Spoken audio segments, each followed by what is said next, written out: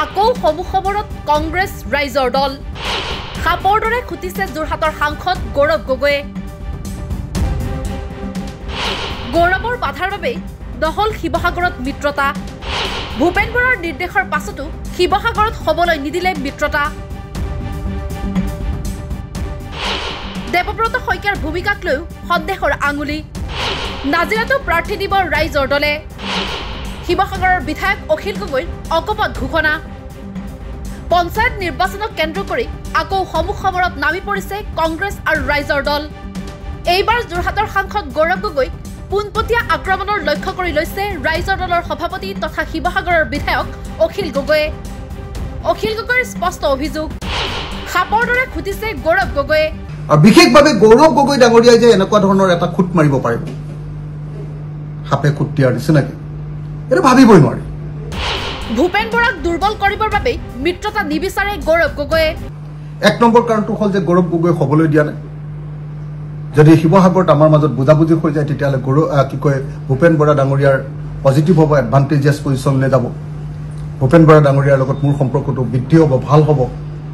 সেই সম্পৰ্কটো ভাল হ'লে গৌৰৱ গগৈৰ লোকচান হ'ব গৌৰৱ গগৈ যেতিয়ালৈকে প্ৰদেশ কংগ্ৰেছৰ সভাপতি নহয় তেতিয়ালৈকে তেওঁ বিৰোধী মঞ্চত হ'বলৈ সংবাদ মাধ্যমৰ আগত শিৱসাগৰৰ বিধায়ক অখিল গগৈৰ অকপট মন্তব্য প্ৰদেশ কংগ্ৰেছৰ সভাপতি ভূপেন বৰাই স্পষ্টকৈ নিৰ্দেশ দিছিল যে অন্ততঃ শিৱসাগৰত হ'লেও ৰাইজৰ দল আৰু কংগ্ৰেছে ঐক্যবদ্ধভাৱে নিৰ্বাচনত অৱতীৰ্ণ হ'ব লাগে কিন্তু গৌৰৱ গগৈৰ বাধাৰ বাবে সম্ভৱ নহ'ল মিত্ৰতা ভূপেন বৰা ডাঙৰীয়া আৰু অখিল গগৈৰ মাজত সম্পৰ্ক ভাল হৈ যায় বুলি ভাবিয়ে শিৱসাগৰত গৌৰৱ গগৈৰ নিৰ্দেশত সুব্ৰমিত্ৰ গগৈ আৰু যি মোৰ বিৰুদ্ধে যোৱাবাৰ ইলেকশ্যনত উঠিছিলে 21 চনত কংগ্ৰেছৰ পৰা আৰু কংগ্ৰেছ দলৰ জিলা সভাপতি মঞ্জিৰ গগৈ গৌৰৱ গগৈৰ নিৰ্দেশত সেইটো হ'বলৈ দিয়া নাই একলগ হ'বলৈ দিয়া নাই বাৰম্বাৰ নিৰ্দেশ দিছিলে ভূপেন বৰা ডাঙৰীয়াই কৈছিলে যে ৰাইজৰ দল আৰু কংগ্ৰেছে অন্ততঃ শিৱসাগৰত একেলগতে খেলিবই লাগিব কিন্তু তেওঁলোকে ওলোটাই ভূপেন বৰা ডাঙৰীয়াকে ভাবুকি দিছিলে ভয় দেখুৱাইছিলে ব্লেকমেইল কৰি অখিল গগৈৰ মতে ভূপেন বৰা সভাপতি হৈ থকালৈ গৌৰৱ গগৈয়ে হ'বলৈ নিদিয়ে মিত্ৰতা কৈছে ভূপেন বৰা ডাঙৰীয়া যদি কংগ্ৰেছৰ সভাপতি হৈ থাকে যদি ভূপেন বৰা ডাঙৰীয়া সভাপতি হৈ থকা অৱস্থাত ৰাইজৰ দলৰ লগত কংগ্ৰেছৰ যদি বুজাবুজি হৈ যায় তেতিয়াহ'লে ভূপেন বৰাৰ সাংঘাতিক ধৰণৰ লাভ হ'ব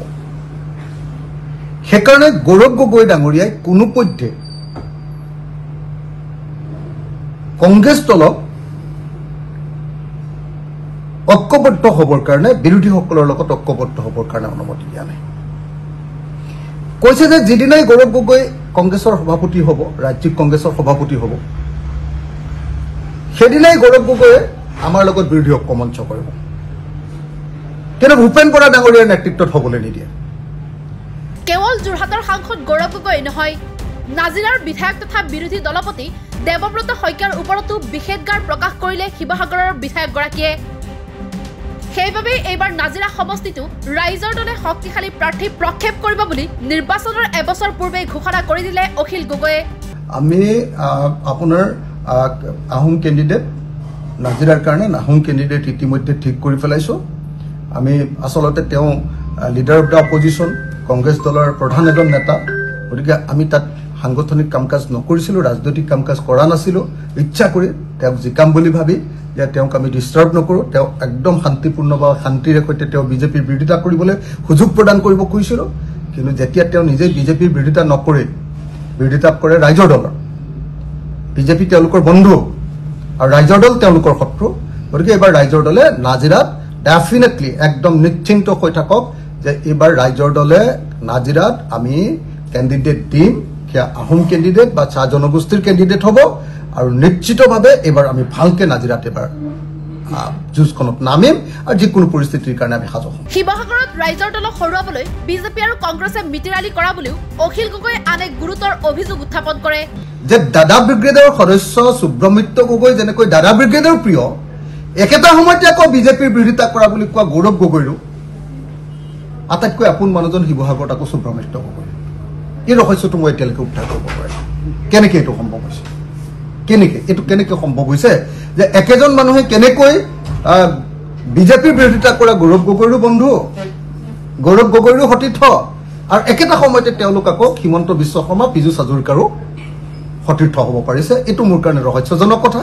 কৰবাত তাৰমানে অখিল গগৈ খৰুৱাবৰ কাৰণে কংগ্ৰেছ আৰু বিজেপি একলগ হৈ যায় নেকি এইদৰে পঞ্চায়ত নিৰ্বাচনৰ প্ৰাক মুহূৰ্তত কংগ্ৰেছ দল বিশেষকৈ যোৰহাটৰ সাংসদ গৌৰৱ গগৈৰ বিৰুদ্ধে এটাৰ পাছত আন এটা বিস্ফোৰক অভিযোগ উত্থাপন কৰি যায় শিৱসাগৰৰ বিধায়ক অখিল গগৈয়ে